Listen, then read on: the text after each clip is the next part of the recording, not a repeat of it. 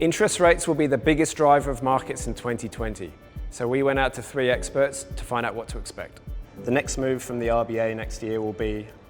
Well, I think it's going to be down. I'm not a big believer that it's a multiple rate cut scenario and then down the rabbit hole of QE. I think what we'll find is that we come to February, the RBA is so far away from its statutory mandate, both in terms of getting the inflation rate back to its target band. It's now 45 months currently that they've been below the target band, a record 60 months since they've been actually at the middle part of the target band, and over 8 years since they actually got the unemployment rate down to Nauru. So on that sort of framework, they're definitely still in an easing bias. Next move is likely to be another interest rate cut, almost certainly. The incoming data is just too far away from the stated policy objectives, and the minutes and all of the commentary suggest that they're very close to going again. So we think February, pretty early on in the year, first week of February, more RBA rate cuts. When you think about the Australian economy, we're still in a sluggish growth environment with housing construction coming off. So we think the RBA will cut to 50 basis points, but we don't think we'll need quantitative easing next year. Where will the Aussie dollar be next year against the US dollar?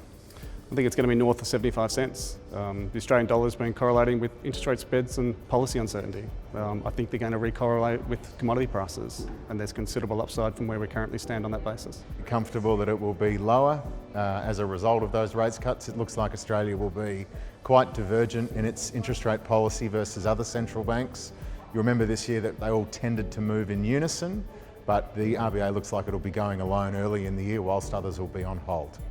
We think if you think about the relative strengths of the US economy versus the Australian economy, we'll find that Australia will lag, and as a result our currency should continue to fall gradually.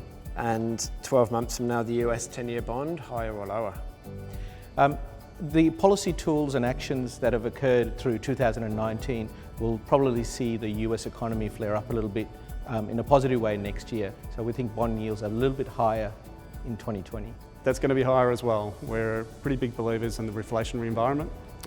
There's considerable scope for both inflation, real growth expectations to lift from here. Assuming that Trump is re-elected, as would probably be our central scenario at this time, it's probably not as low as you would otherwise expect from me, given that I do think the Federal Reserve will cut again in the latter part of next year.